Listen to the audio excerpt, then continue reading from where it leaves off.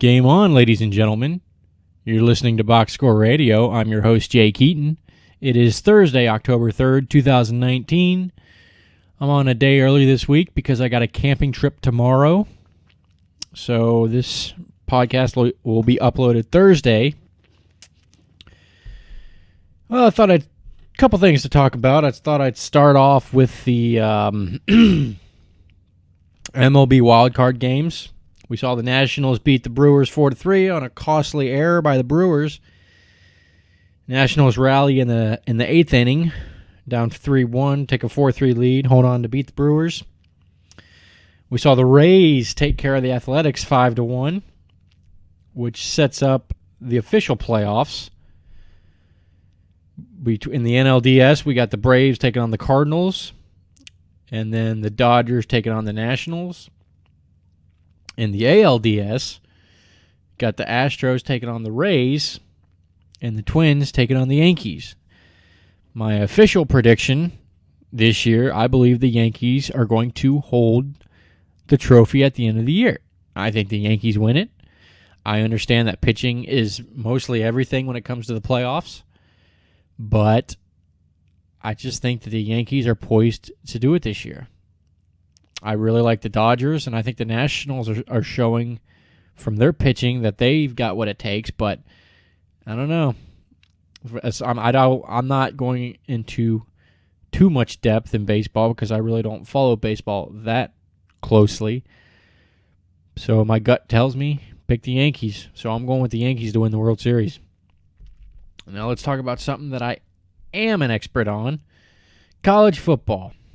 I thought I'd use this show to go over the top 25, give my predictions of, who's looking good and who's eventually going to fall.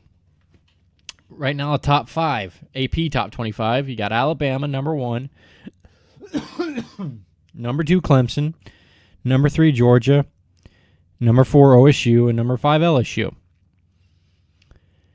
And let me start off by saying that everybody who's dogging Clemson and saying that they're not one of the top 4 teams, in the words of Aaron Rodgers in regards to Clemson, relax a little bit, all right? Okay, we've seen Clemson do this too many times in the past where they take a game off, usually in the middle of the season, against a conference opponent. They did it against Syracuse the last 2 years. They simply did it against North Carolina. I thought North Carolina played fantastic. The problem with Clemson, though, is they're a little inconsistent. They're a little inconsistent at quarterback with Trevor Lawrence. And then Travis Etienne, he's one of these backs that he can get you, 2-3 yards a carry and then eventually bust a 75-yard touchdown. So he'll go 15 carries, 60 yards, and then bust out a 75-yard touchdown, and it increases his average to like 9 yards a carry. He's not a workhorse back like J.K. Dobbins for Ohio State. But right now they're a little inconsistent. But everybody, like I said, relax a little bit. They're going to figure it out. They're too good. They're too well coached. They have too much talent not to figure this shit out.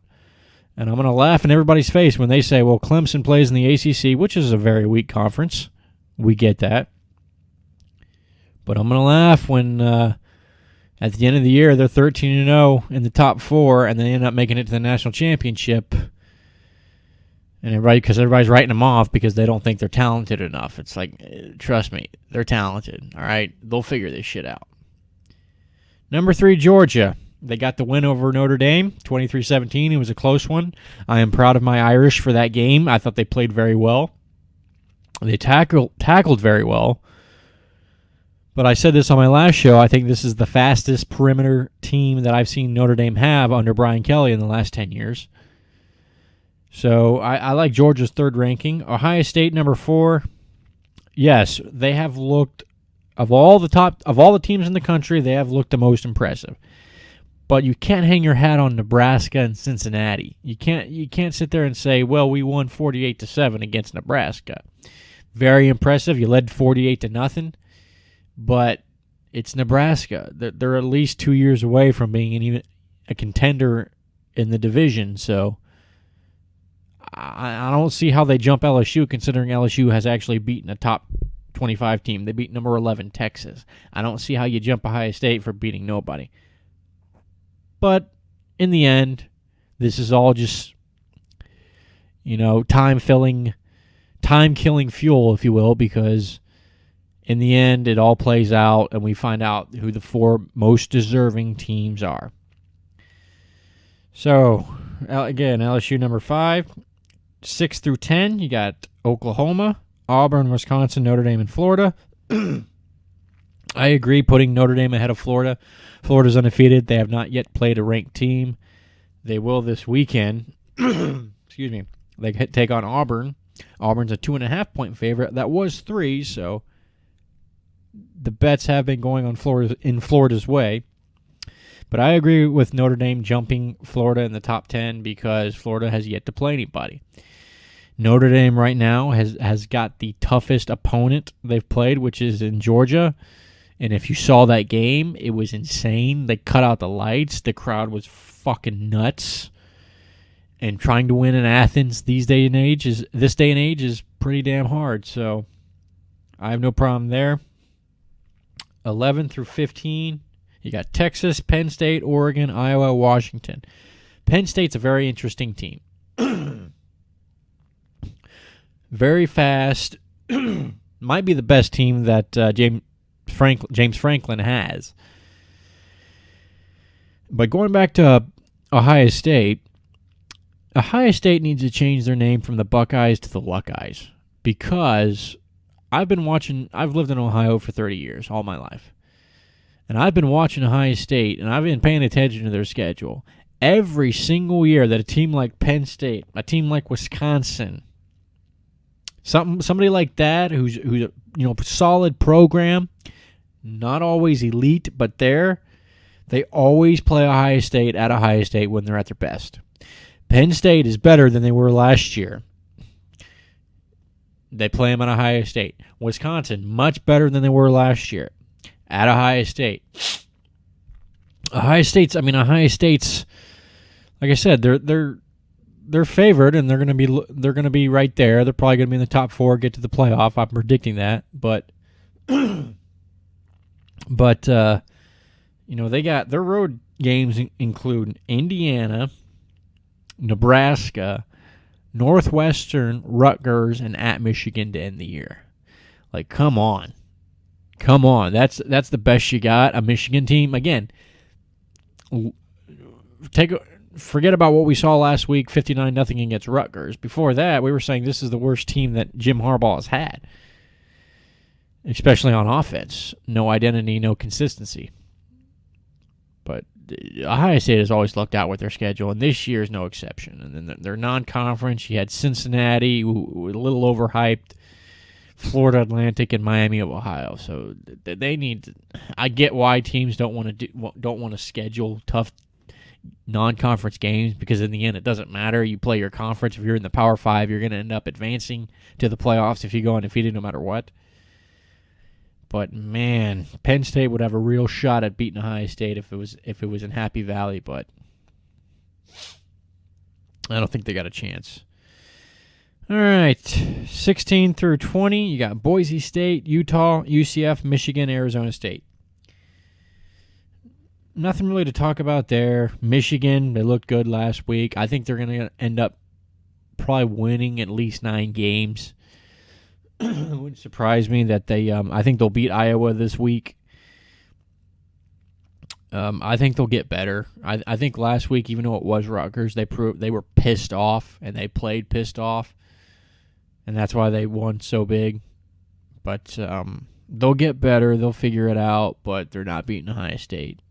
And because of that, Jim Harbaugh's just going to be on the hot seat. All right, and finally, 21 through 25. We got Oklahoma State, Wake Forest, Virginia, SMU, and then for some reason they always have to do this with the polls. I don't know why. They split 25 between Texas A&M and Michigan State. Just give it to Michigan State. They're 4-1. Texas A&M is 3-2. They've played tough teams. They played Clemson. Who else? They played Auburn. And they got pretty close. But in the end they lost, and they don't have a solid win. So give it to Michigan State. Michigan State on the road against Ohio State. Again, Michigan State better than they were last year at Ohio State. So the Buckeyes do it again. That's top 25 games this week. I mentioned you got Michigan against Iowa. Michigan 3.5-point favorite. I'll take Michigan. You got Ohio State against Michigan State. Ohio State's a 20-point favorite.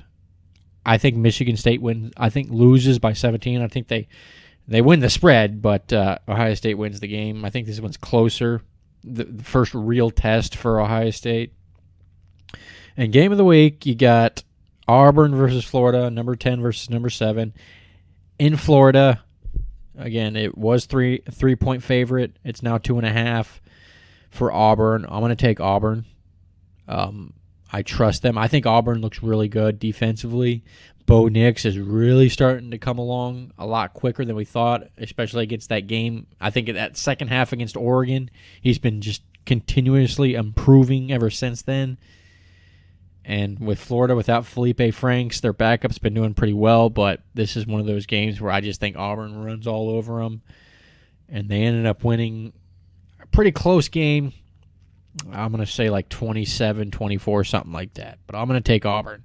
I think they have a really good shot of beating Alabama this year. Their defense is legit. All right, that's the top 25, NCAA football. Okay, finally, as you can hear, I'm a little under the weather, so this show is not going to be the best. Kind of have to make it quick next Monday. We're going right into it next Monday. Please tune in to Monday's show. It'll be revamped. It'll be prepared. It will be great. Guarantee you. Finally, today we're going to talk about NFL Week 5. Starting tonight, Rams Seahawks, both teams 3-1. Seattle, 1.5-point favorite. I don't understand that. I understand that Tampa Bay put up 55 against LA last week. I think LA bounces back and the Rams win this one on the road. I have Russell Wilson in my fantasy, so I hope he comes out to play, and I think he's going to get a lot of numbers. But I'll take the Rams tonight. Cardinals, Bengals, something's got to give. I'm going to take the Cardinals to win, believe it or not. I don't know why. I just think that the Bengals are really fucking in free fall. I really think they just, as bad as the Cardinals look, the Bengals have looked even worse. Cincinnati 3-point favorite. Forget about it. Cardinals winning outright.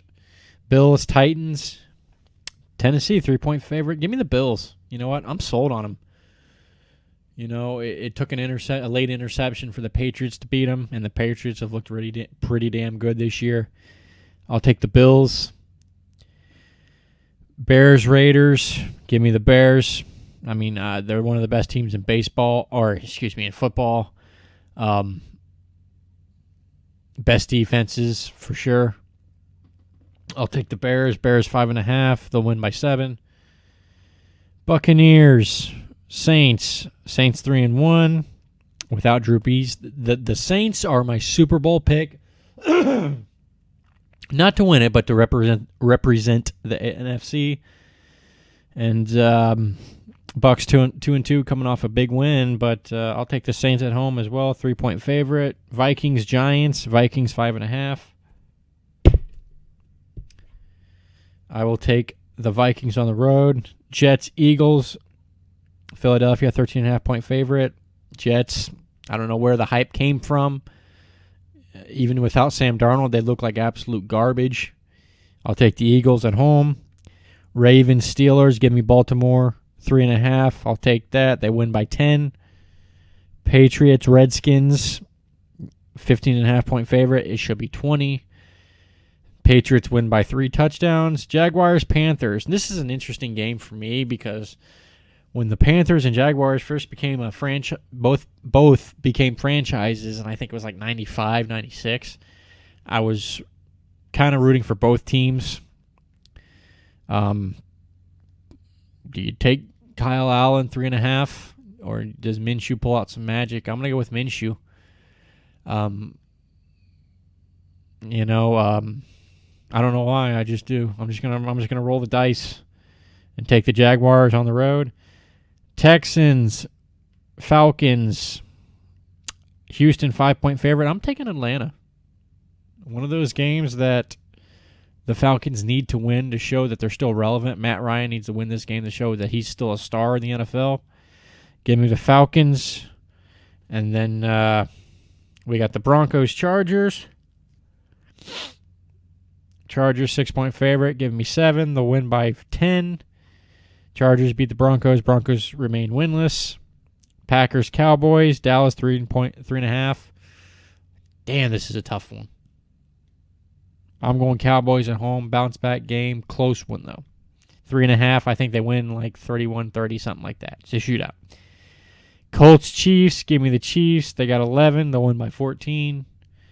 And finally, Monday night, very good game. 49ers 3-0, taking on the Browns 2-2. San Francisco 3.5-point favorite. Defense looking great. Giving me San Fran. They go to 4-0. Browns 2-3. And the whole let's throw the Browns in the trash. They're not as good as we thought. Train start, even though I thought they've played a pretty. Look who they've played so far, though. The Titans game was kind of bullshit. They weren't ready. They weren't prepared. The Titans were. That's why they blew them out. They handled the Jets, who suck. Yes, they close game against the Rams, who are really good. Put a stomping on Baltimore, showed how good they really can be, and then they got San Francisco. They've played probably the toughest schedule in the NFL, I'd say, right now. And but I don't think 2 weeks preparation for San Francisco, as good as their defense looks, I don't think they lose this one. So San Francisco 3.5. I'm going to say they win this one by a touchdown. And those are my Week 5 NFL picks. And that is it for Box Score Radio today. Thanks for tuning in, guys. Remember, the show will be uploaded every Monday and every Friday, so tune in, listen, tell a friend, get the ball rolling, give me some money in my pocket, okay? Help a brother out, okay? So I will see you guys Monday, where we will recap college football, the NFL, and I will also recap UFC 243 this weekend between Whitaker and Adesanya. And I'll take Whitaker in that to retain the middleweight title. Okay? Thanks for tuning in, guys. I will catch you on Monday, players.